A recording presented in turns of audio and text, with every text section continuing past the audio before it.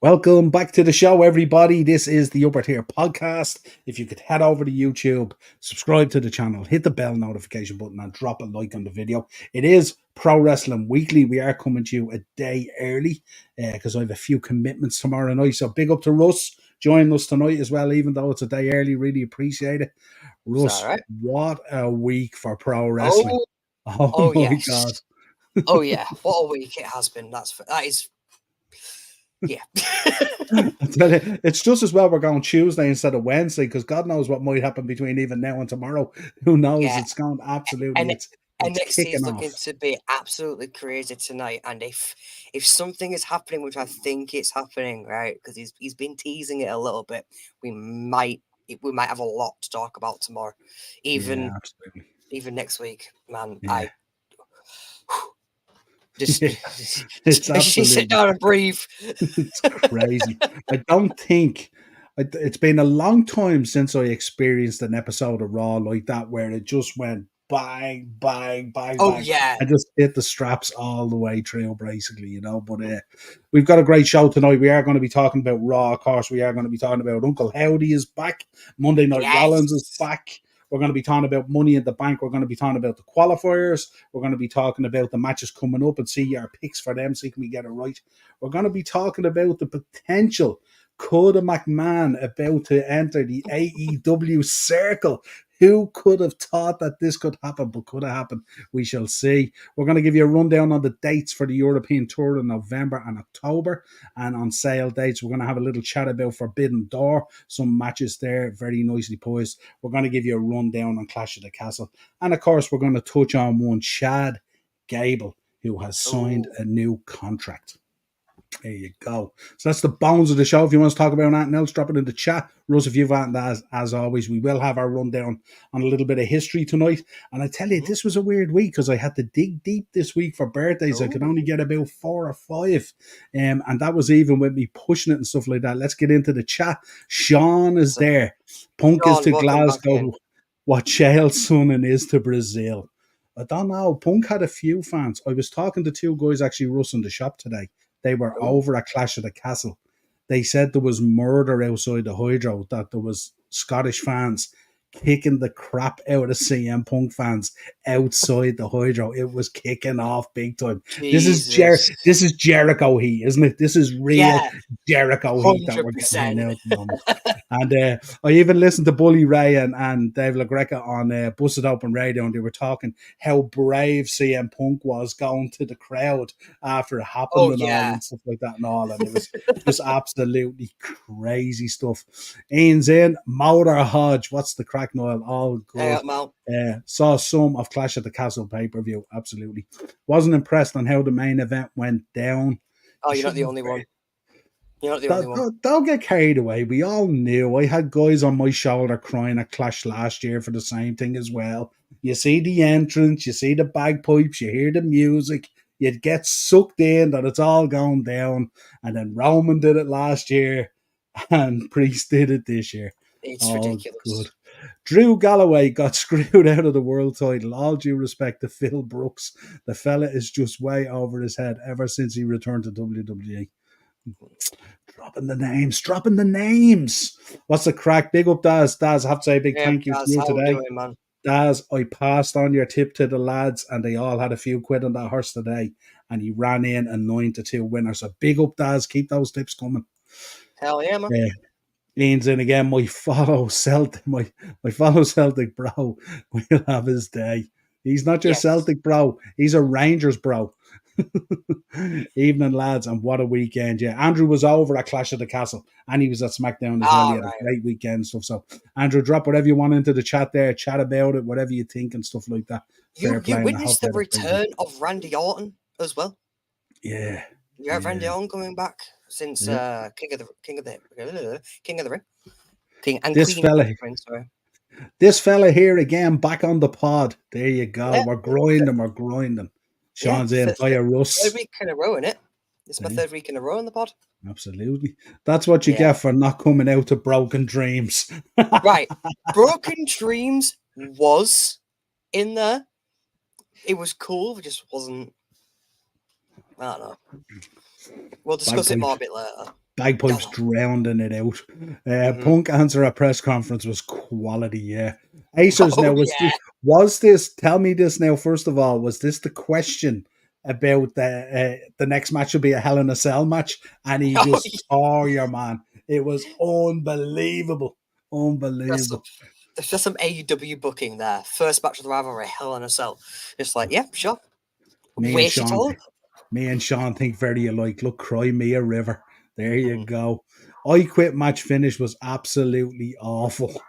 Well, since we are doing a review of the of Clash at the Castle, we will go through matches because I do have a couple of things to say about the matches and just the card overall. Absolutely.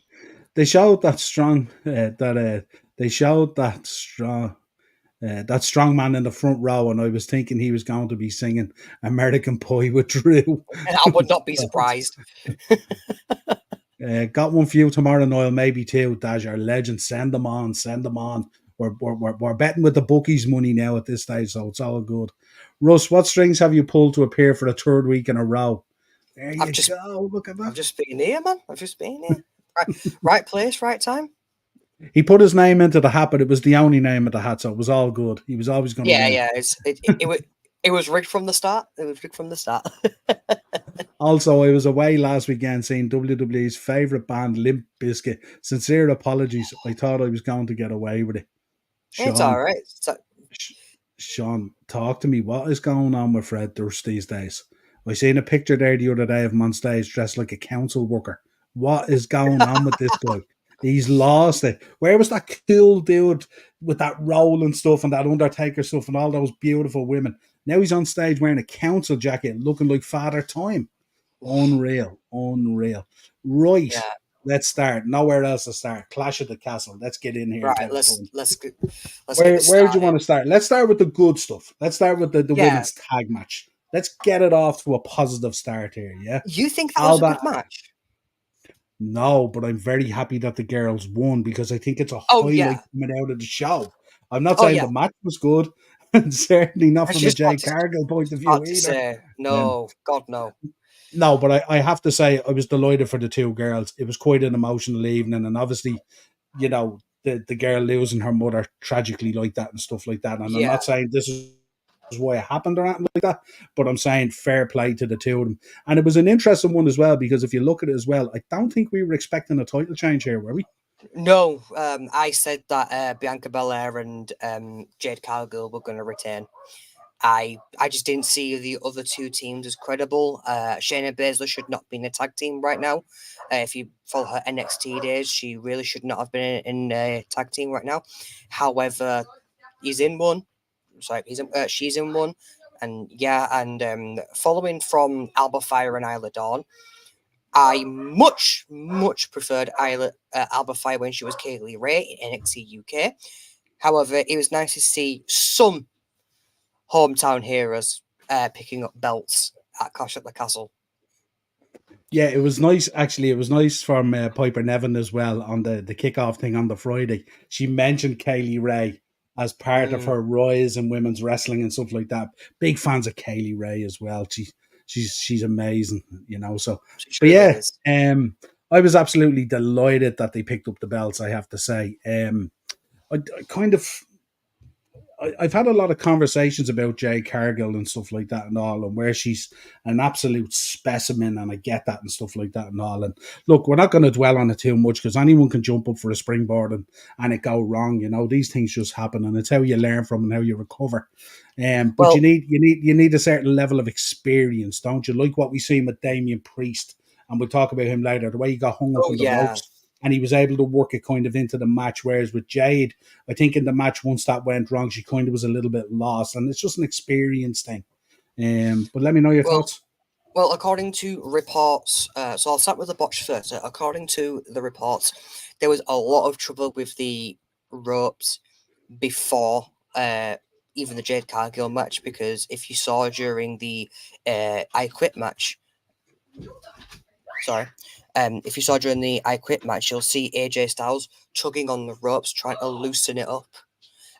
Which the ref told him that the ropes were loose, so he's just trying to loosen them up. So there's been a lot of problems with the ropes throughout the whole show.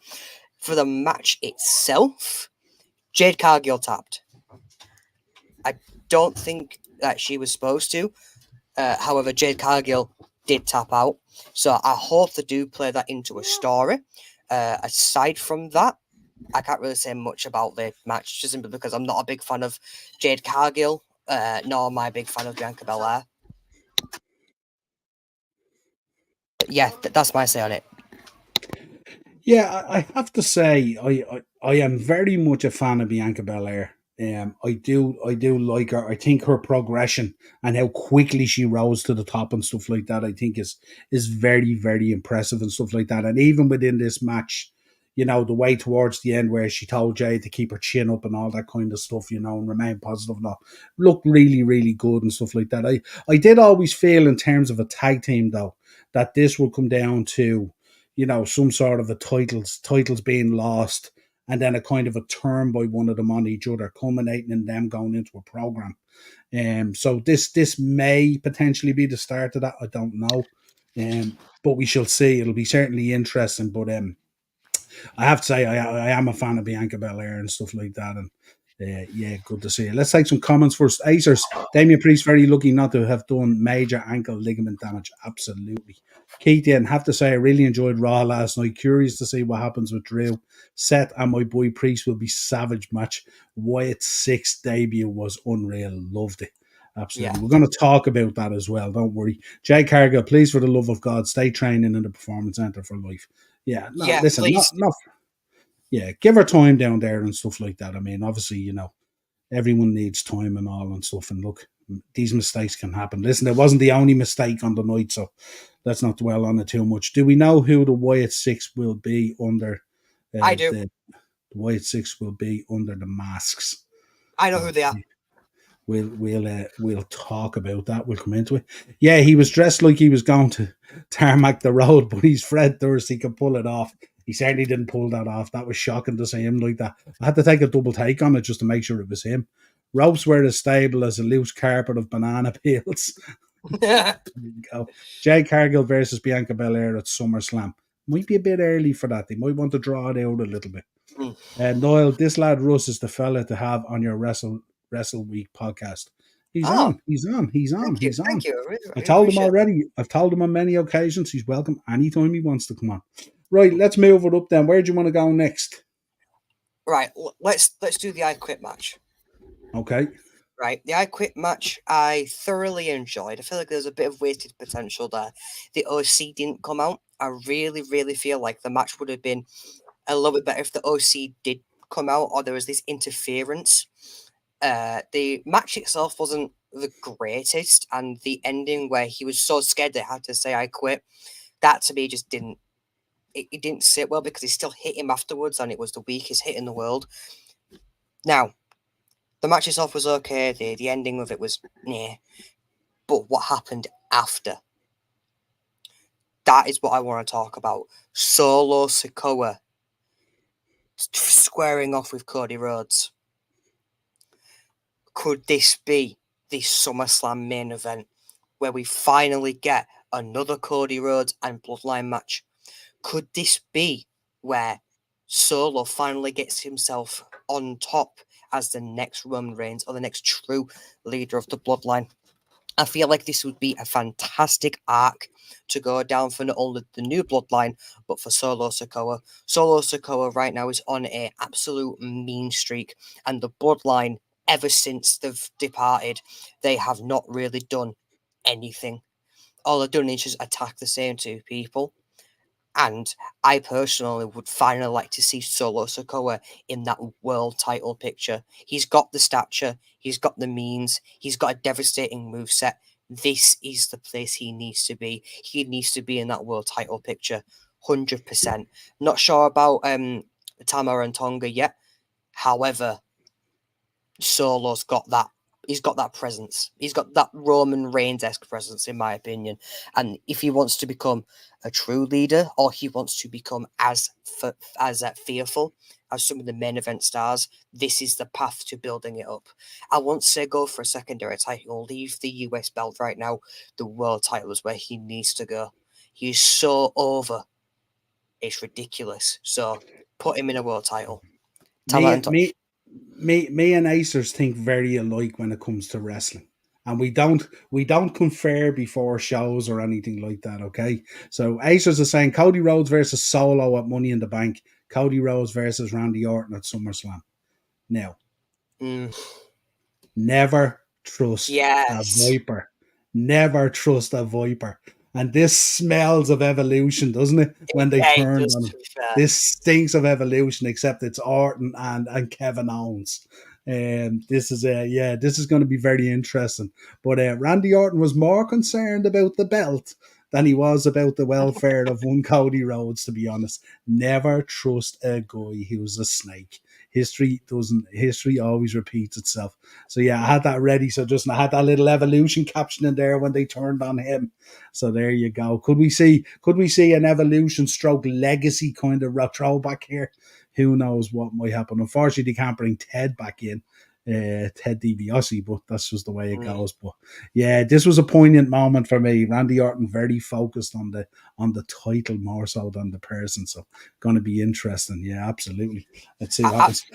it would be really fun to see Kevin Owens and Randy Orton as a heel tag team, just going Mm. around, just destroying everything just because they can. That would be fantastic, in my opinion. Although we've had enough of Randy Orton being in tag teams, I'm just not in. I'm not just not here for it. Yeah, and kind of tag teams that don't tend to end well either. They end sometimes quite abruptly. Let's say. Uh, Yeah. Solo hasn't won a match since Cena. Yeah. What does that tell you? Well, right. What are the names? Yeah, it's Tama Tonga and Tonga Loa. Right. Okay. So I was right. Just Yeah, you were close enough. It's good. Tama yeah, and yeah. Tonga. Yeah. Or just go Gorillas of Destiny if you want. It's so much easier. Yeah. Yeah. We Fair all want to enough. be smart around here, don't we? Acers. Roman Reigns comes back at end of Money in the Bank pay per view, setting up solo SummerSlam match. Do Is he not gonna? do it at SummerSlam. He's not going to come Don't. back that quick either, is he? No. Well, we said that about Seth, and he's Mm. returned this Monday. So anything's pretty much on the cards now. However, I feel like Roman versus Solo should wait until at least WrestleMania. I was in Excuse me. I was in a space the other night and we were talking about wrestling and I was talking there's such a void in there at the moment with Roman gone, with Brock gone, with Seth gone, with Rhea gone, with Charlotte gone, with Becky gone. And then all of a sudden Seth comes back and I go, okay, they're opening the doors again. I just hope Oh they yeah. haven't rushed any of them back, you know what I mean? And then they re-injure themselves and stuff like that. Because that seems like a very quick return. What were they saying today? 72 days for Seth Rollins? After knee surgery. That's very, very quick. Well, it's not. It's Very nothing we quick. haven't seen before. Look at John Cena in 2008, the Royal Yeah, but Rumble return. John Cena's just a freak. John Cena's Yeah, just he's a beast. Not the yeah, actual beast, but he's a beast. yeah. I loved. I have to say, I loved the spot in this match where he takes the chair shot up on the rope and comes down off the rope and straight down through the table. AJ was pretty cool. Yeah, AJ Um, did really, really good. yeah, absolutely. Right. Right, where do you want to go next, Sammy? I just want to quickly just discuss something that Daz put. Bloodline vs Judgment Day should happen. It shouldn't yet. It should be Bloodline 1.0 versus Bloodline 2.0, and then we'll go into the Judgment Day. But Yeah, there's too much going on in the Judgment Day at the moment as it stands, trying to figure itself out to oh be yeah, focusing on another faction because you've all the stuff going on with Balor and Liv and Dom, and then obviously Damien and stuff like that, and all and Rhea out of the picture, and so there's a lot going on there before they get into anything else. But yeah, down the road, definitely. yeah. Right. Let's just cut to the chase. Let's just talk about the main event Okay. because I will discuss the Bailey match and the Sami Zayn match, but the main event to me, the ending of that main event soured the whole show. This is just me being honest. The show was good overall. However, it just didn't. It didn't fit well with me. Having him lose in that kind of fashion. The match was fantastic, but have him lose via interference yet again, that to me just did not seem right. I was furious. And I love CM Punk, but as soon as I saw him come out, I'm like, yeah, that's it. He's not winning. Mm. They should have pulled the trigger on Drew. They need to pull the trigger on Drew. Why aren't they doing it? He's so over with everybody. The crowd loves him. This was the perfect moment, but they didn't. And now we all know what's going to happen come SummerSlam. Gunther's just going to, become world champion and then go on a massive reign. And it's just, I won't find it as enjoyable. I feel like right now, in regards to the World Heavyweight, maybe not the WWE, but the World Heavyweight, it needs to go to a basis of we're getting a couple changes every year. Because there's a lot of people on the Raw roster who truly deserves a world title reign. And they won't be able to do it if there's Gunther. Gunther's going to become Brock Lesnar 2.0, and I'm not going to enjoy it.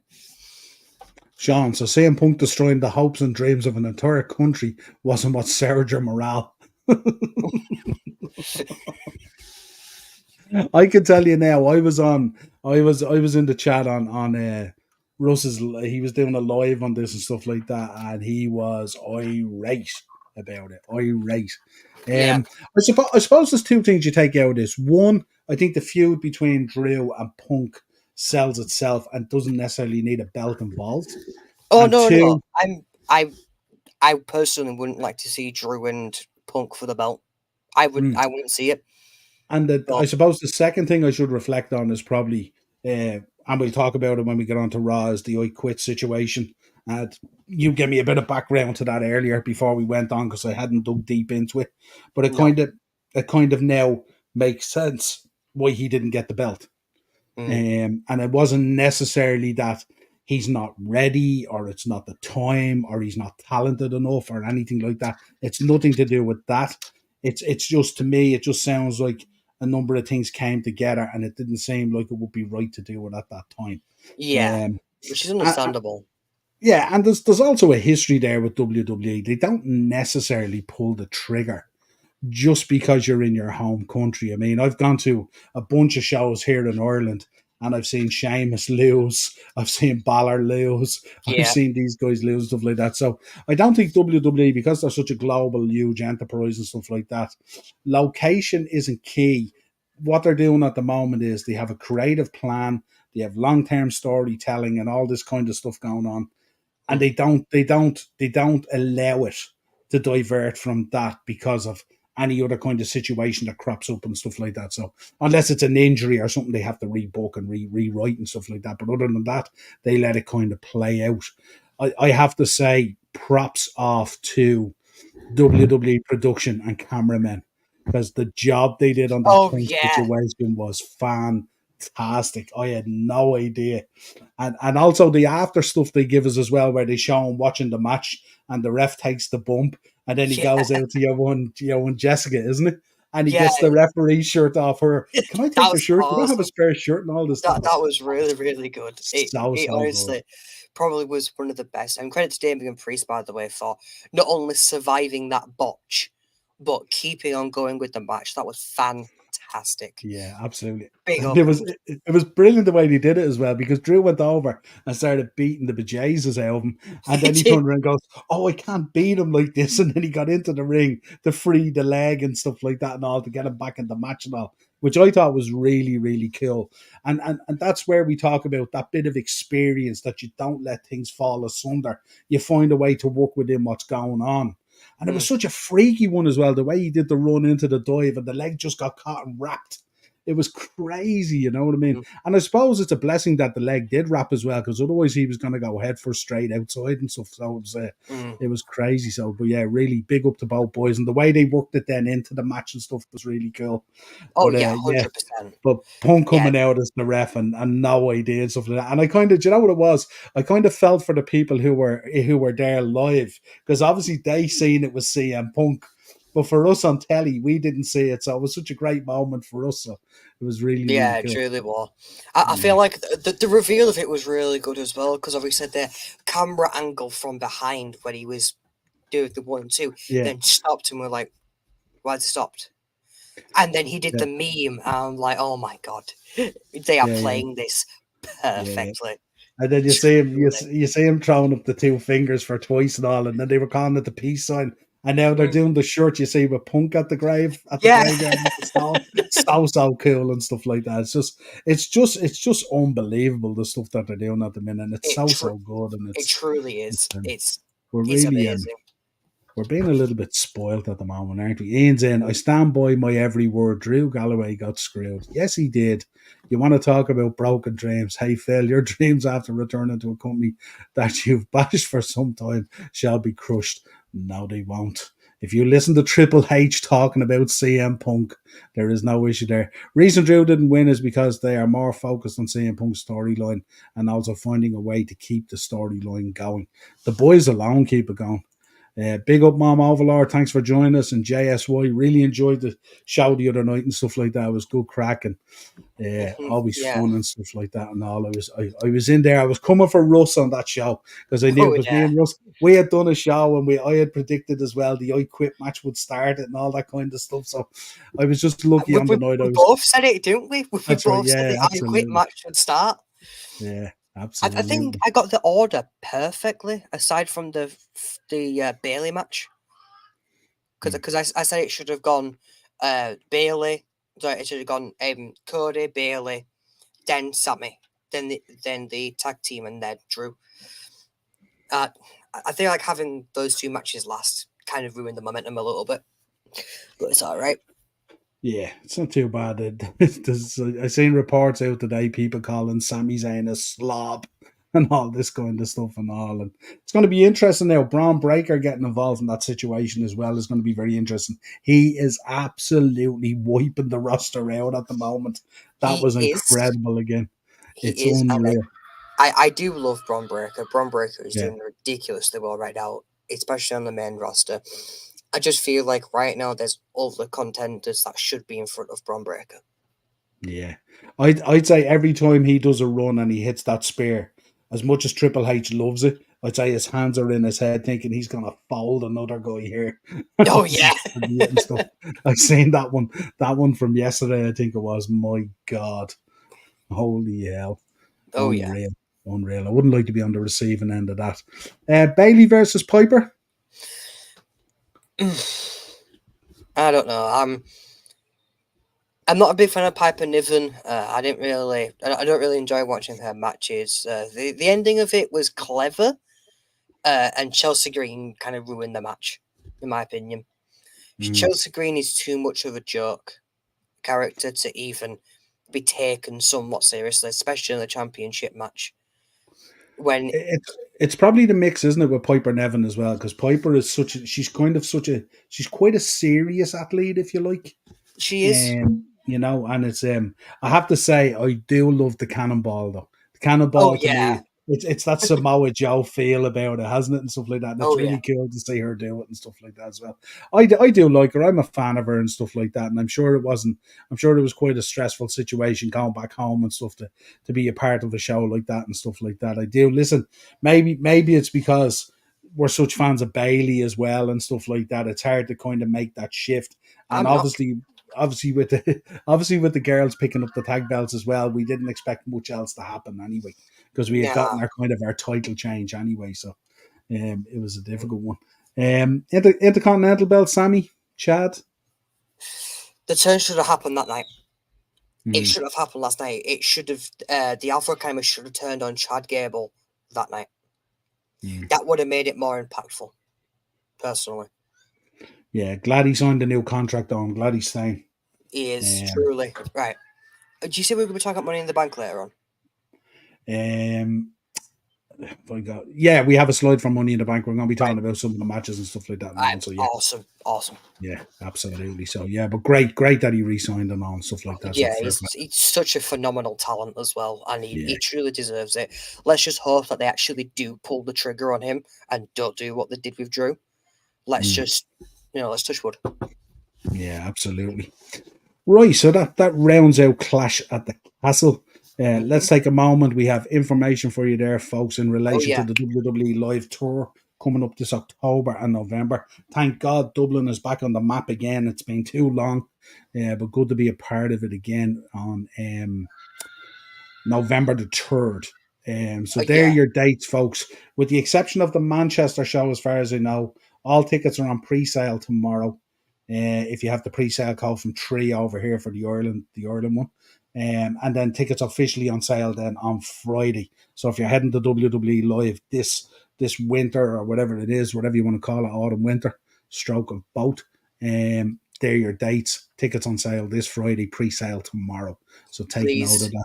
please, WWE, come back to Leeds, right? We need you to come back to Leeds. There Please. you go. Absolutely. Let's have a chat about, before we get into Monday Night Raw and stuff like that. What do we want to talk about? Let's have a quick chat about Forbidden Door. Let's change it up Right, a bit. Let right. WWE kind of settle, and then we'll bring it back up again like a good pay per view. Okay. What you thinking, Forbidden Door?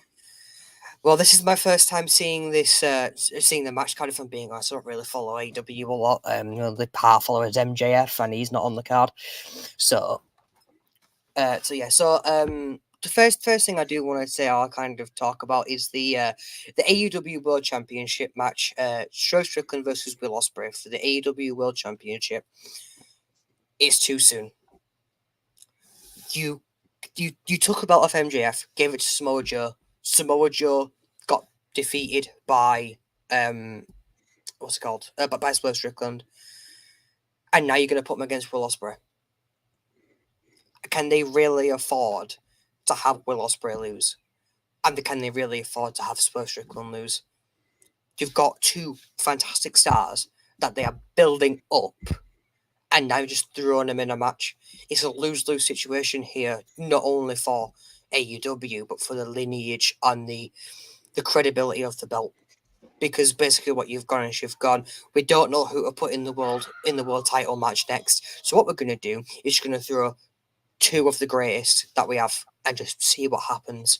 Bearing in mind, one of them's already the the international champion right now, so he should have been defending on this instead of taking on Swerve Strickland. Will Ospreay should have gone on a lengthy title run before even thinking about the World Heavyweight Championship. But again, this is AEW booking. They have no clue what they're doing with their stars. If they build two people up, their immediate thing is, well, we've got to kill the momentum of one of them. Let's just put them into a match and see what happens. Not impressed with the world title match. I feel like Swerve Strickland deserves a really, really good lengthy run, and I feel like having Will Ospreay is just ridiculous. Will Ospreay and Swerve Strickland is ridiculous. The TNT match, I don't really know who's in the match. I know Jungle Boy Jack Perry is in there, so my money's on him because I feel like having all of the Elite have a title would really solidify that heel faction. Maybe a modern day Shield, not as good as Shield, granted, but like a modern day. Oh, sorry, not Shield, Undisputed Era, an AEW version of the Undisputed Era, because they had an absolutely dominant reign in NXT when they were all champions. Not a big fan of Mercedes Monroe, but we all know that she'll be winning because it's Mercedes money. That's what everybody wants him for. Zack Sabre Jr. and Orange Cassidy. Big fan of Orange Cassidy. I feel like he's really, really good. Mox is Mox. Right. I'm a big fan of his when he's in WWE, and he's doing absolutely amazing now. Only thing I want to say is, how much is he going to bleed this time? Yeah, that one should be interesting because this is actually one that's booked now that kind of feels like an IWGP title level kind of match with Oh yeah, Naito in there as well, so that's pretty good. Really looking forward to seeing Zack Sabre Jr. as well. I'm a big fan of Zack Sabre Jr. Yeah, Orange Cassidy is developing all the time and stuff like that, which is pretty good. I like your points on the World Championship and stuff like that. The only thing I would say is I've been listening to a couple of interviews of Swerve recently and stuff like that. And I kind of, maybe I'm reading the room wrong or stuff like that, but I get the feeling that he's arrived at being the world champion and it doesn't kind of feel to him the way he expected it to feel. yeah, And I just get that feeling listening to his interviews. And maybe I'm wrong, because his dedication, there's no doubt about that and all that kind of stuff. And how he is and stuff like that. I don't know. This stinks to me that there's going to be some sort of a hokey ending to it or something like that. It doesn't feel like it's just going to play out as a match, and no doubt with MJF back and stuff like that. Mhm. There's going to be some sort of involvement or something like that. I think So looking forward to the match as well. I always look forward to Will Ospreay matches and stuff like that. And Oh Swerve's such yeah, an athlete himself, so I'm sure they'll put on a really really good match. But I do get your point, and they're just. I think with Will Ospreay gone in there, they're just leveling him up all the time, and maybe it's, as you said, it's probably just a bit too quick. it Maybe truly is. maybe need take time as you take those steps to let it settle and let the fan base get behind you and stuff like that. But Forbidden Door tends to always be one of the good ones, I think, anyway, because you get that mix in there of the Japanese wrestlers as well, which is always really cool. And I like when they mix talent, so long as they book it properly. So Yeah, yeah, there's a number of matches in there I'm looking forward to. The ladder match is going to be interesting as well. It's interesting in the way they put it in as a ladder match for the vacant title. yeah, Yeah, should be interesting as well. That's their way of getting a number of people on. But again, I'm just praying they don't pad this out into some big huge card. You know what I mean? And then we're on here yeah, and we're spending hours trying to do reviews on it and stuff like that. But Sunday, June the 30th coming up. What have we got? Just over less than 2 weeks now. We're inside it now at this stage. So we'll see what way it fleshes out and who else gets added to that ladder match. Should be very interesting. But yeah, Forbidden Door coming at you less than two yeah. weeks. But again, we'll update it as we go along week in, week out. The other bit of news we wanted to bring, of course, we spoke about it at the top of the show. Shane O'Mac. Jim Ross was talking the other day about, is it a stretch Shane O'Mac going into AEW? Now, we've seen this before where Shane McMahon tried to go in for a job, I think, in the UFC a number of years ago, and Dana White was having none of it. He said over his dead body would a McMahon be employed by the UFC. I suppose with the way everything has gone, and Shane is kind of being pushed to the side, really. So he's kind of like the forgotten son, if you like, to excuse the pun. Um, it'd be an interesting thing if Tony Khan was to think about going this route and stuff like that, and how it would all play out and stuff like that, and all. So, give us your thoughts on it. What do you think? Could it potentially happen? I'd imagine Tony Khan is looking at this and he's rubbing his hands, going, I could enjoy this. I could put this together." Whereas most people would go, "This is absolute madness." Well, Shane McMahon in AEW. For starters, like I said before, AEW has no clue what they are doing. They have no clue what they're doing with their stars. They have no clue what they're doing with their talent. So this would not be surprising from a Tony Khan perspective. So aside from that, what's what's the appeal that Shane McMahon actually has aside from his last name? I can't think of the last thing that Shane McMahon did that was actually substantial was his run. It was his heel run in 2019 when he won the World Cup, well the WWE World Cup. That's the only decent thing that he's done, and they was planning on putting the belt on him at that point. It was just stupid. So having him go to AEW and do that, especially with people who come from the indies who might have not got a chance at WWE, this could have been. It could go from 0 to 100, especially with Yeah, McMahon because he cannot work. He cannot work for his life. His matches are boring, and everybody there knows what they are doing. So if that happens, they will not take him lightly. And I don't think he'd like it. yeah. I wonder, is it just? I wonder, are they going to bring him in some sort of a position where, like he's like part of a faction, like kind of like an NWO kind of thing when Bischoff was in there, kind of thing. I know that he probably has a lot to vent because I'm sure he feels like he's being sidestepped in terms of WWE. He was kind of pushed to the outside, kind of thing. So he might have plenty to say as well. So it certainly could potentially be interesting. I don't see him, like, he might be one who has a match maybe at Double or Nothing and does that crazy stuff that he normally does at Mania or something like that. But I don't know. It's according to JR, he thinks it's not that much of a stretch that it could potentially happen, and there is some interesting stuff that could make it work. But it remains to be seen. But I just thought I'd flag up there the WCW ones, of course, because some people think it was one of the greatest days ever. Some people think it was the worst day ever for wrestling and all this kind of thing. So we'll leave it at that. Aces makes a good point there, Russ. Interesting that WWE have Crown Jewel pay-per-view on Saturday, November the 2nd, and Dublin Live show on Sunday, November the 3rd. So that means potentially, I heard it's a SmackDown that it's going to be a SmackDown Live mainly. So I don't know whether that impacts it or not. But normally as well, maybe it's going to be somewhat, dare I say, like a watered down card, maybe a little bit if that's the case. But we shall see. We'll keep an eye on it. John Moxley's losing the IWGP Heavyweight Championship against Naito. Absolutely. Yeah, it's been an interesting one. It's kind of, he's been carrying the belt, but it hasn't been kind of like, it's nearly kind of been a little bit forgotten, really, you know. Stop that now. I know what kind of Forbidden Door Russ might be thinking about. I think I'll start talking about the Shield because the Shield's the first thing that came to my head. I meant to say Undisputed Era, but it completely swept my mind. Yeah, absolutely. Acers, Adam Hangman Page returns a Forbidden Door. Interesting. Let's see how that goes. Fuck the Elite. There we go. Yep. Keys in. It's time Jericho retires now. He's outstaying his welcome. His new gimmick is embarrassing. I wouldn't say it's time for him to retire. Like, okay, maybe he retires soon, but I wouldn't say it's time for him to retire just yet. I feel like right now he's working this heel persona. So if he wants to keep running it, then keep running it. Obviously, he's getting heat, but yeah.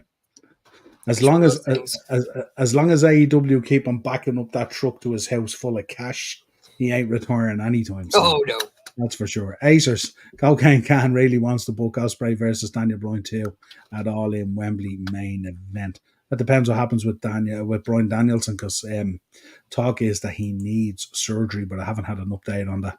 AEW is WCW 2.0. We wish it was, because that's what we need. We need it at that level. Did you get the card for tomorrow, Niall? I did. It's there somewhere. I just haven't had a chance to look at it. Leicester City are in talks with Graham Potter. Random post of the day. If you hate him, then he's doing his job. Exactly. Enter Shane McMahon 1, Invasion 2, AEW versus WWE story ending, 3 War Games, 4 Rise and Fall of AEW DVD. That's a DVD we'd all buy, isn't it? Where will AJ Styles go now? He's off to Japan, isn't he? Yeah, the Noah. Japan. Yeah, that Noah announcement was basically saying, "Oh yeah, but AJ's coming to Japan once again to wrestle." This is the same last year with Shinsuke. Yeah, absolutely. And AJ Styles, there you go, wrestling in Japan. Yeah, so we'll keep an eye on that Shane McMahon stuff. Certainly, it's an interesting slant on it. We don't expect it to happen, but boy, God, it would be fun if it did. Imagine the postings and everything that would come out of it. Right, let's talk Money in the Bank and let's talk Raw last night. Where do you want to begin? Right, so I say we'll start with the Money in the Bank qualifying matches, and then we'll go on from there. Cool. Right, okay, so I just want to say this now. My 2 favorite picks for the what's it called? The Money in the Bank winner for the men's, more specifically, is either Jey Uso or Chad Gable. I feel like if they didn't give Chad Gable the IC belt, the Money in the Bank would be a lot better. And then Jey Uso, he's skyrocketed in popularity. He's so over and he's so popular that it's pretty much nonsensical to not give him the briefcase. However, using last year as an example, we thought LA Knight was going to be getting the briefcase because of how popular he is. But but it went to Damian Priest. So it's not necessarily a contest of how popular people are. It's not necessarily a case of what stories can we develop. With Chad Gable, he can make a lot of stories, talk about the Alpha Academy, saying how he's going to prove everybody wrong. Jey Uso, he's basically saying, look, I can be just as good as every member of the bloodline, but I'm doing it on my own now without their help. Plenty of stories can be told with Chad Gable and Jey Uso being Mr. Money in the Bank. Fantasy booking wise, I would say possibly Drew McIntyre would also be really, really good because he could get revenge on Damian Priest. But that's fantasy booking wise.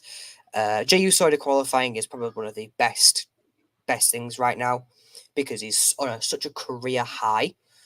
I do feel like Finn Balor should work his way back into it, but right now having Jey as that number one, everyone's like, right, okay, Jey's in this. they're starting to build him back up again. Io Sky, I wouldn't mind her winning it again, but have a load better run. She Okay. needs a better run as world champion. As her as women's champion, she was transitional champion from SummerSlam to WrestleMania just to drop it to Bayley. That's where they ended, and to me, it didn't signify anything really, really good. I didn't really enjoy it that much, especially her world title reign, and I loved her as Io Shirai. So I've watched her through NXT. She's an absolutely amazing talent. If anything, Damage Control just needs to stop because they're not being booked properly at all, and there's only 3 of them now, so there's no point. Mm. Keep the So Kabuki you're Warriors, but mm, just drop the rest of them. yeah. So you're going with the tried and tested there for next week's 2 matches. Always or generally the person in the middle is the winner. So you're going with Chad Gable on that one, are you? And are Yeah. you going with Lyra Valkyria? No, I actually want Shayna Baszler. For the Interesting. women's Money in the Bank, Shayna Baszler. She needs to Okay. go in, have an absolutely dominant showing, win it, and then finally claim her spot as a women's champion. We need it. And to double make sure we need it, we also need to get Rhea versus Shayna again, and they can have an absolute banger like they did in NXT. Do you think if Shayna? Do you think if Shayna? Big fan of Shayna here as well. But do you think if Shayna gets the belt, do you think it'll? Do you think she'll get people behind her either in a heel or a babyface way or whatever way it is? Do you think? Do you think she'll be able to do that? It's Um, it's not a case of getting people behind, right? If there's anything that we have been shown, especially from like the recent bookings of championships, Liv Morgan just recently won it, and everybody wanted her to go into WrestleMania and win it. But obviously Becky Lynch was the one to win it instead. It's not a case of getting people behind, because how many people were genuinely behind Becky Lynch winning the women's championship in that battle royale? Not no, many but no, people. no. But what I mean is, I mean behind you, either as a heel or a babyface. I mean interested in you. You know where I'm coming from. I don't mean actually behind you like a babyface, like a Mm. wave. I mean either even as a heel, getting people to boo you and all that kind of stuff and all. You know. So I just find at times with Shayna as well, it's kind of like it's very is it very kind of direct and kind of very one dimensional at times and stuff like that. That's because she Um, hasn't been given a chance. yeah, If you see maybe. her in NXT, especially one of her NXT Women's Championship reigns, she was dominant as hell. People were hating her because she was so ruthless and she was brutal in the ring, and she made you respect her as the champion. If they do Mm, that to her when they're on the main roster, that'll be amazing. And they'll have a really, really good female wrestler who can do a better job than Ronda Rousey as being an MMA women's champion. The only thing is that they're too scared to pull it, I think. I think they're genuinely too scared. That's why she keeps getting slotted into tag teams. Personally, they should have pulled the trigger on the pandemic era and finally made her Raw Women's Champion. But at the end of the day, Becky Lynch is a big draw. So I'm okay. a big fan of Shayna. Absolutely love Mm. Shayna. Feel like this should be her time. However, I've been saying that for years. My predictions for Royal Rumble's always been Shayna Baszler. I know she can do it. Well, She's the only woman to have a clean sweep in an elimination chamber as well. mm. Well, we'll And check in next week. I'm still convinced that the middle person in the picture is always the one who goes on to win. So I reckon Chad Gable next week and Lyra. So it'll be interesting to see when we test it out when we come on next week, maybe who got it maybe right and stuff like that. Obviously, Punk announced for SmackDown in Chicago in the fantastic All-State Arena oh yeah, this Friday. Unbelievable reception, I would imagine. How would you see it playing out? What way is he going to go with this? he's going to come back and then announce the all clear. And I think the bloodline might interject with it, and we Interesting. might be setting up a bloodline CM Punk down the line. Okay. Interesting. I'd like to see Interesting. That's where that goes. what I'd like to see is Roman CM Punk, because if you think about it, the Shield was CM Punk's idea. Yeah. So it's a good thing that he's going to go from coming back. Now he will have worked with every member of the Shield when they're basically grown up and they're grown to the company. Mm. That would be awesome. First one we're going to get is Seth. I'm calling it Seth Rollins versus CM Punk WrestleMania 41. Interesting. For a title? No, No title. right. Right. Talk to me. Go. Talk to me about this man. Monday Night Rollins. Yes.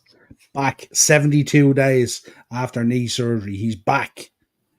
What you're thinking? What way is this going to go? Is Rollins going Well, to take the belt off Priest?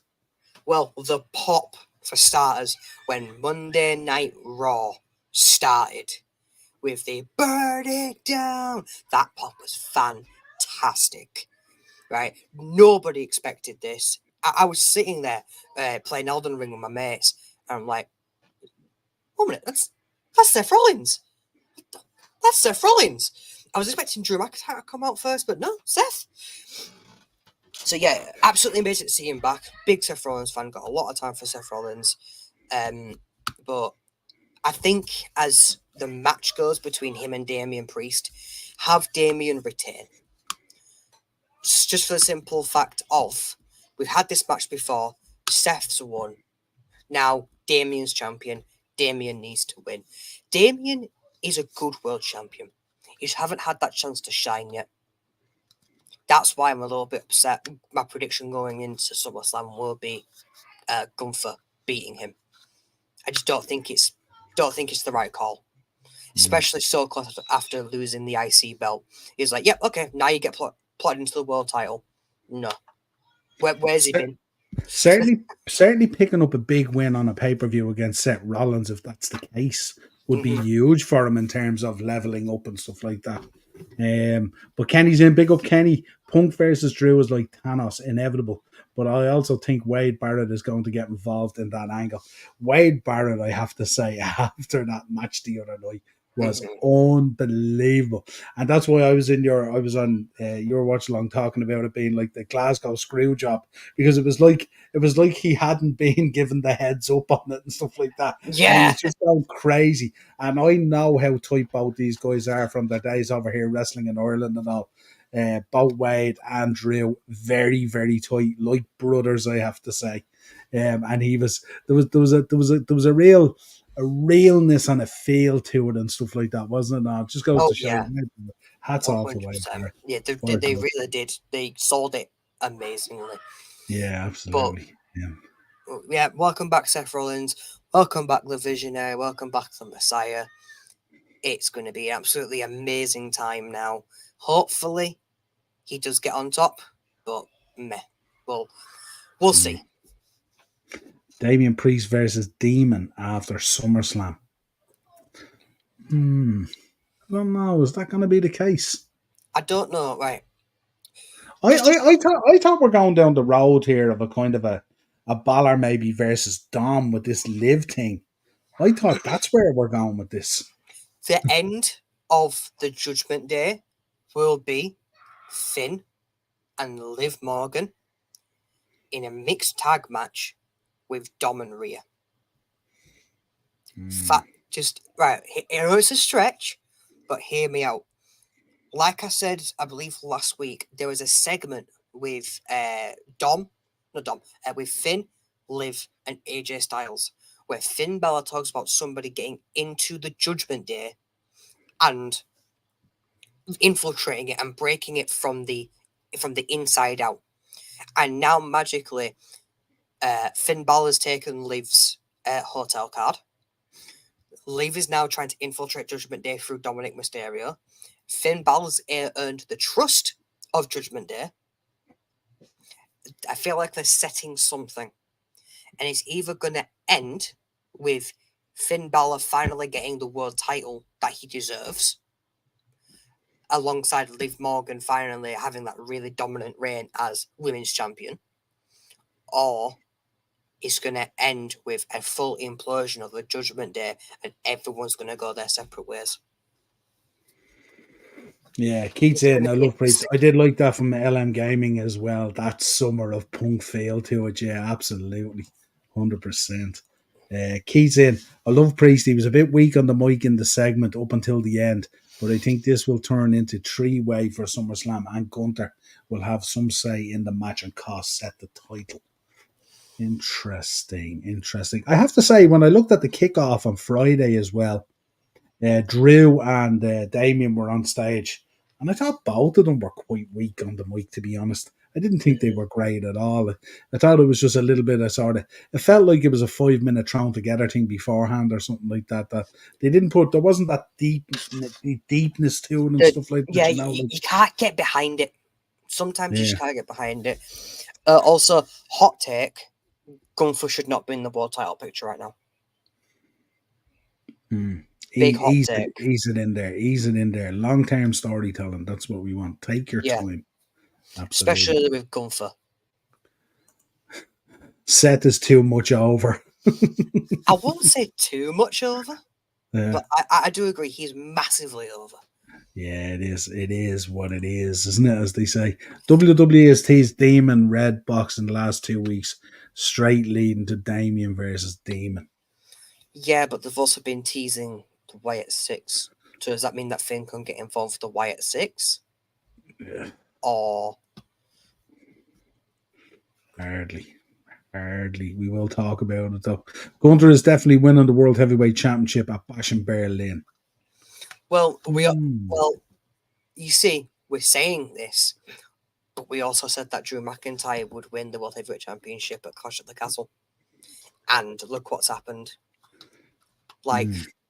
like Niall just said, just because it's your home team doesn't mean you're going to win. Yeah, it's like if they don't give you what you expected, you have that desire for more, don't you? It's like you're chasing it. So that's, yeah, I don't know, and it's not too sure about that, but we shall see anyway. But Oh certainly yeah, interesting. Let's touch on what else do we want to touch on. We spoke about Drew's I quit and stuff like that and all. I don't think we need to go back over that. We no, do need to talk about the this. Wyatt Six. Yeah, we do need to talk I about know this. everybody who's in this. Okay. Bo Drill it out Dallas. there. We've got Bo Dallas, Yeah, Joe Gacy, yeah, Nikki Cross, yeah, Eric Redbeard or Eric Rowan, yeah. Dexter Loomis, and then later down the line, Alexa Bliss is going to get added in. Do you know there was a hot take going around today? Darren was talking to me about it that apparently this is the talk. I don't know how true this is, but the sixth member is actually on the screen there in front of you. And apparently the talk going around was it's the Lantern representing Bray Wyatt. Yeah, That was the hot take this morning from Darren when we spoke about it, that that's what the talk was going around, that apparently the sixth member is the Lantern and that represents Bray Wyatt's spirit. that would have been that'll be cool. I Mm, feel like that'll be a lot better than having a full sixth member. Because yeah. if you look at it, we've got pretty much disciples of Bray Wyatt. So I feel Mm, like having like this monument to represent Bray Wyatt, may he rest in peace, by the way, would be a lot cooler than having a physical sixth member. Because if you remember what he says, if you ever feel lonely, look up to the sky and follow the buzzards. mm, And yeah. obviously, And that was what it was nice Bray was. afterwards when Jay Uso was being interviewed as well, and he says they can have their fireflies back. It's all good, and I thought that Nope, was you're all pretty right. cool and stuff like that and all, you know. Triple H has more faith in Gunther than Drew McIntyre. I don't think that's the case. I don't think there's any lack of faith in Drew McIntyre. I think this is how they do now. This is how they conduct business in there. Long term storytelling, so the payoff is huge when it happens. And I don't think there's any lack of faith in there at all. Drew McIntyre has had a sensational year. He has. hasn't, if you think back to even Clash at the Castle, and you think back to some of those matches with Gunther and the three ways and all that kind of stuff, there's no lack of faith in Drew McIntyre in WWE, that you can be guaranteed. Because if there was, and if there was any whiff of that at all, he wouldn't have re-signed. He would have got out of town. Oh yeah, Um, 100%. R.I.P. Chad Gable. That whole production was fantastic, by the way. Yeah, How it yeah. went from this last crawling out of the door, not saying a word and just pointing, and then you see everybody. It was like going through a haunted house. It was so good. Mm. Big props. Yeah, and you just see the gorilla position is just like something out of the Walking Dead, falling apart with Yeah. sparks and all coming out of it and all. Yeah, it was just the production of it was really, really cool. My one question to you, and my one question to the chat as well, and I've spoke about this a number of times, even with guys in our WhatsApp group. Where does this kind of production fit into the kind of WWE, if you like, the map at the moment, if you like who are they going to feud with? What way is it going to work? You know what I mean? Because this again, we've been waiting on it for a while now. They knocked it out of the park last night, but where does it kind of go from here? We've seen kind of the likes of Sanity, and we've seen various, you know, factions, kind of these kind of thing and all and stuff. This one obviously is heavy. It's carrying that weight of Bray Wyatt and his legacy and all that kind of stuff. I'm just trying to figure out where it all fits in, where we kind of, they've said already we're going back to pro wrestling, and that we have a pro wrestling show and stuff like that. So this is kind of out there, kind of on its own. So where does it fit? How do you see this going? Right. Well, if it was up to me and I'd say fantasy booking, I straight away have to say Final Testament. They should be in a feud with the Final Testament. Akam, Razar, Karrion Cross, all them lot.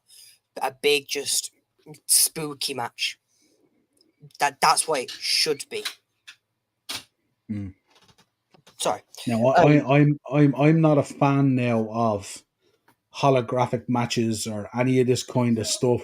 I did enjoy the Boneyard match, when Taker did it with AJ Styles and stuff like that. So I don't mind seeing something a little bit different.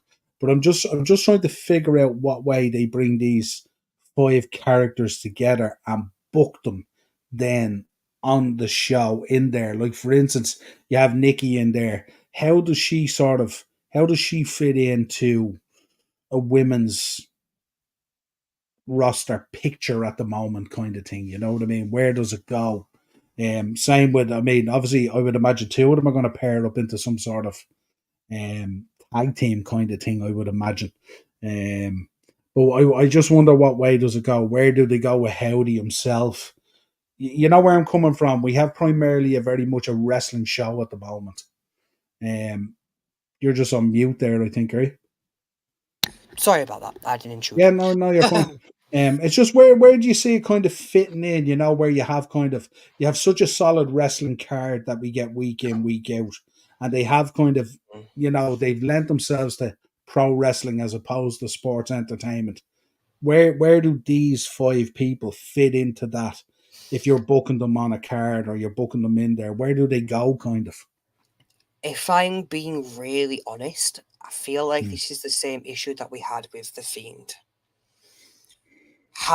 The Fiend was a revolution in itself, because it showed that split personality of Bray Wyatt and The Fiend, and how Bray Wyatt can just be a normal person and The Fiend can be this monster. And it was amazing how they made that character work. But how the fuck are they going to do it with five people? How can they physically put Uncle Howdy in, like, I don't know, a long-term booking with, we'll use LA Knight for example, because that's what happened last time with LA Knight. How can Yeah. they put the tag team, especially in the tag team division we've got right now, how can they fit into the tag team division? Nikki Cross, how is she going to fit into the women's division? Everything that you're saying is perfect in where they do not work. They do not work in the current landscape we've got. However, like I was talking about with the Fiend worked.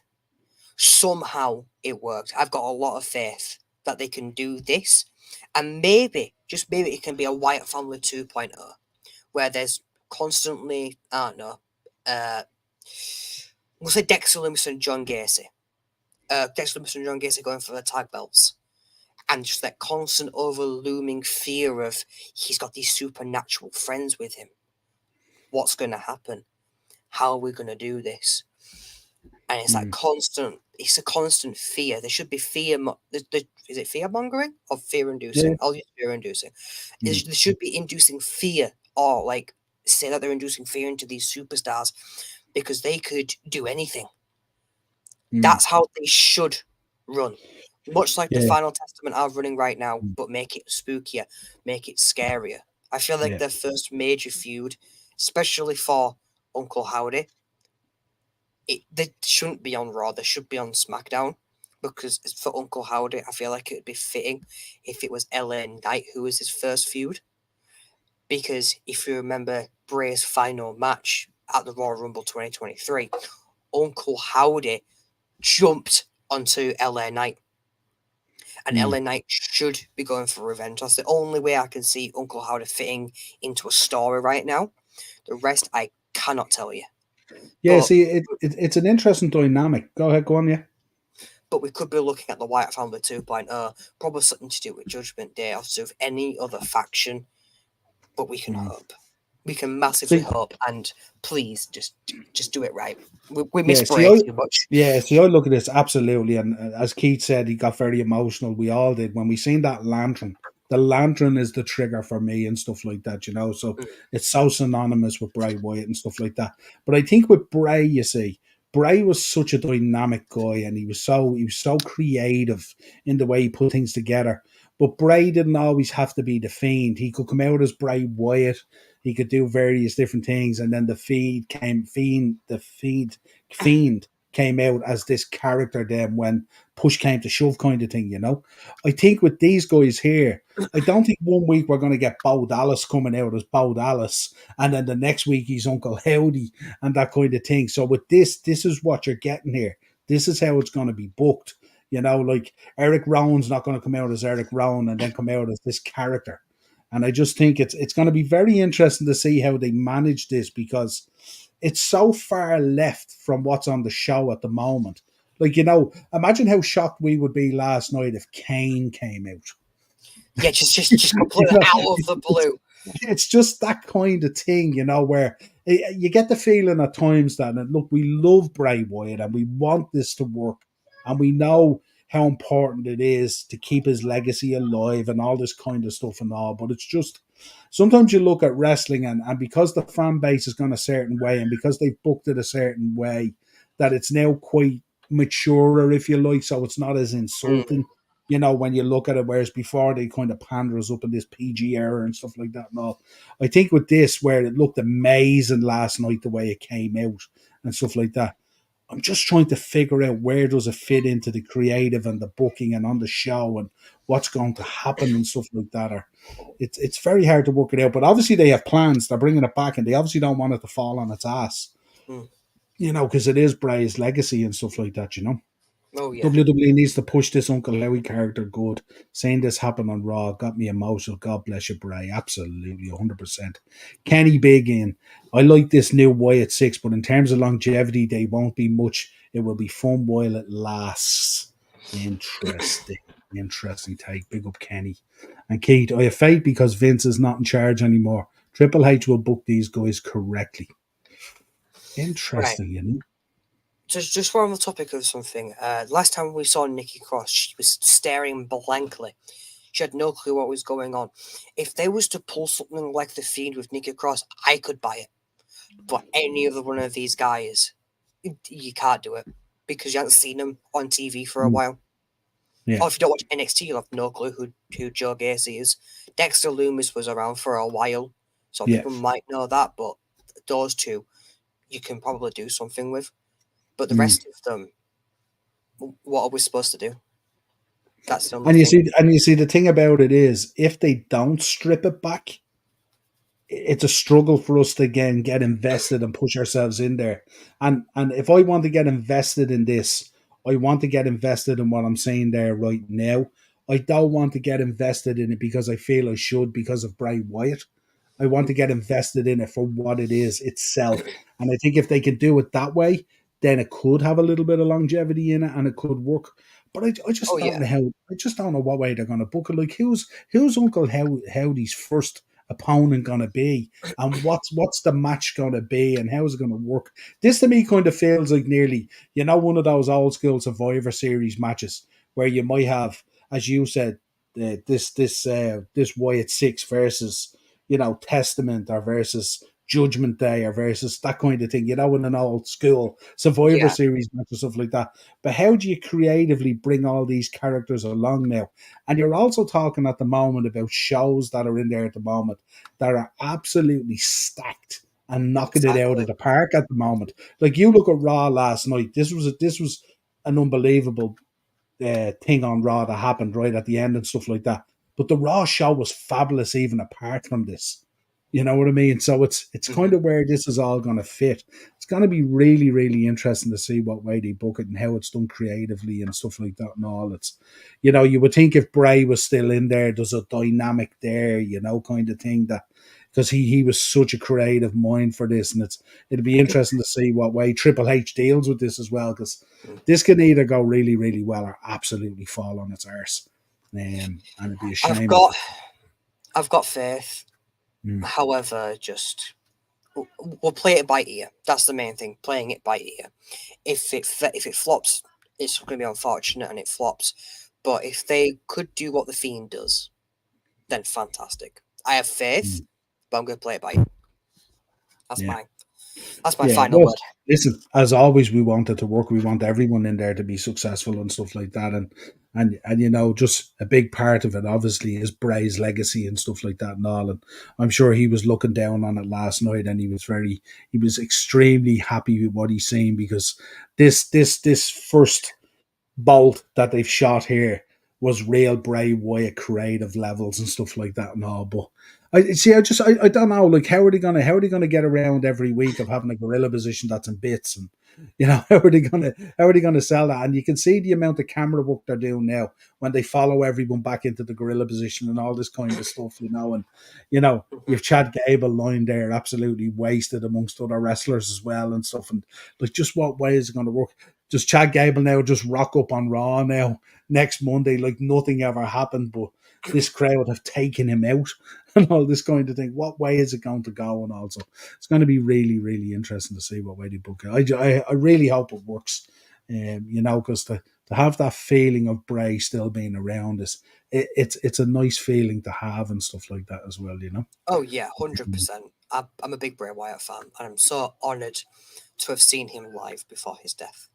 Yeah, I think Kenny in again. I think Uncle Howdy will be the director. He will pull the strings. The one thing I'm looking forward to is how perfect the fit is for Joe Gacy. Oh yeah, Hmm. Interesting. Interesting. 100%. Yeah, yeah. It's going to be. Look, this is going to be either super cool, and or it's just going to pitter away kind of thing. I think they won't show Wyatt Six on Raw every week. They will probably have them in little segments, either backstage, beating up someone, or in the ring to build up this faction and mystery with them. Yeah, that's all well and good, Keith, and we do like a good build up, and we do like long term storytelling and stuff like that. But eventually, these are going to have to get in a ring and lock up with someone, and then that's when it's kind of like, then what happens? Then how does it feed in? Like I said, if Kane rocked up on Raw last night, wouldn't it have felt kind of weird? Hmm. But there you go. But yeah, we leave it like that. We'll follow it and stuff like that, and also we'll jump in. We'll do a little bit of history, and I have a few notable birthdays for this week as well. Russ, have you anything else to add before I get into that? No, it's been an absolutely crazy week for professional wrestling. I'm really looking forward to see what the future brings.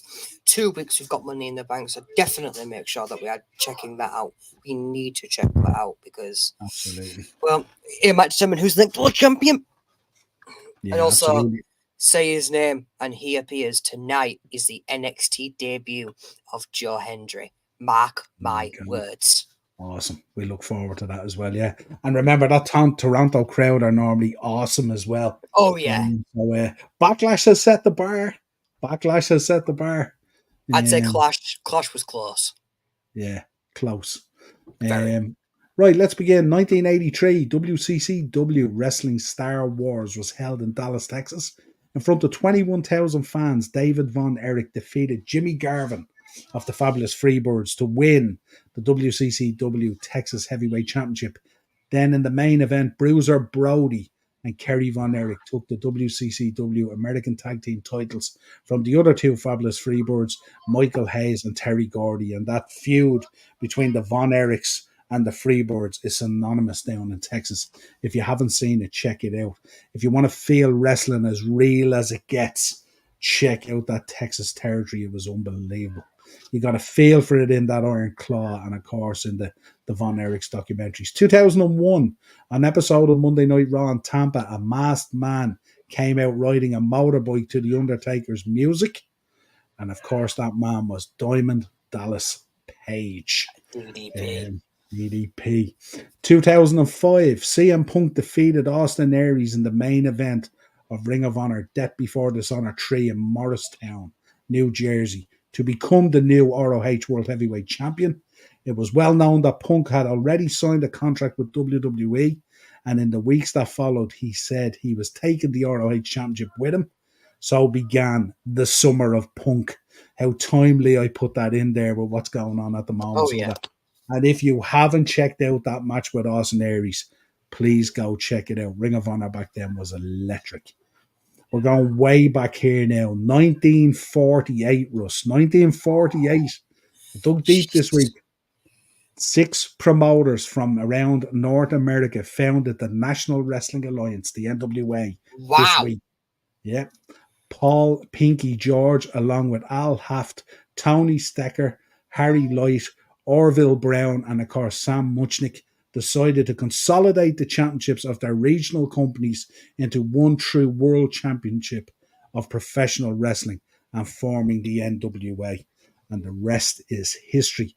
Looking back on that, maybe was that a good idea or a bad idea? Who knows? Certainly it became a very powerful idea, and you've heard in Dark Side of the Rings and all this kind of stuff how these boys were practically the mafia of professional wrestling. A little bit more recent, 1994, WWF King of the Ring was held at Baltimore Arena in Baltimore, Maryland, in front of around 12,000 fans. Owen Hart Wow. defeated Razor Ramon to win the King of the Ring tournament and proclaimed himself, of course, the King of Hearts during his coronation ceremony. To this day, he's still known as Owen Hart, the King of Hearts. Hell yeah. 2010, WWE Fatal 4-Way is held at the Nassau Coliseum in Uniondale, New York. They In just front ran out of ideas during the 2010s for pay-per-views, didn't they? They just ran out of Absolutely. ideas. Yeah, let's just call it this. It's just, Yeah. just think of a match type. Fatal 4-Way. You genius. Yeah, absolutely. On the pay-per-view, Sheamus defeated John Cena, Edge, and Randy Orton, but the Nexus then attacked Cena, if you remember, at that fatal Ah, four-way. the Nexus. How we missed them. Absolutely. 1981, the American Dream, of course, we'd have to include him. Dusty Rhodes defeated Harley Race in Atlanta, Georgia to win the NWA World Heavyweight Championship. So I'd like to keep that sprinkling in there with Cody in there at the moment and stuff. We have Owen in there. We have the NWA. We have the Summer of Punk. We've all that good stuff in there. 2001, the first episode of WWE's Tough Enough reality show airs on MTV. And of course, Maven and Maven. Nydia. When Nydia were the champions, they won it, of course. And we got Josh Matthews and all through that and stuff. But Maven, yeah, Maven, I good was, I lord. was He's out just, I now. was just thinking he was the first winner, wasn't he? Maven. Yeah, he's Yeah. podcasting now. He's podcasting now and everything and all. He's Oh, really yeah. good.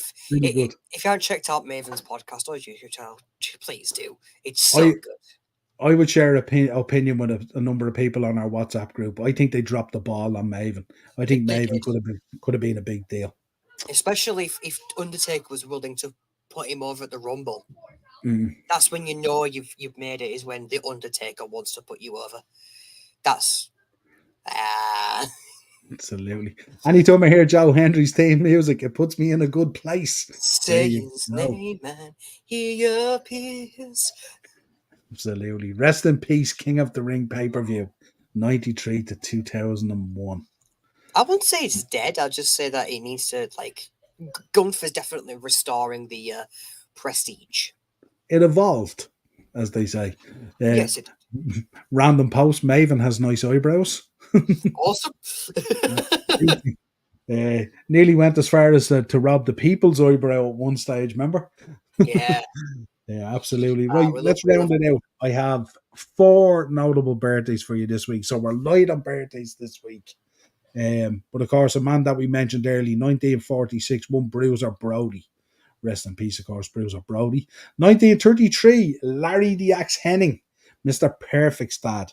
His birthday this week as well, unfortunately. And the Birdman himself, Coco Beware, 1957. Always coming to the ring with Frankie on his arm, the longest living parrot. Um, and the school teacher himself, 1979, one Matt Stryker celebrates Wee. his birthday this week. That's your 4 birthdays. Quite light on the birthdays this week and stuff, but no surprise.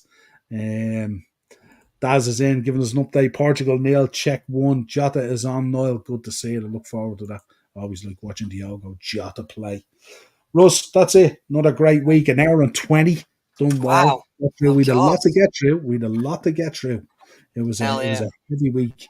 Heavy week. Shout out your socials. Shout out what's coming up this week for you. What you're going live on. What you're doing. Streaming.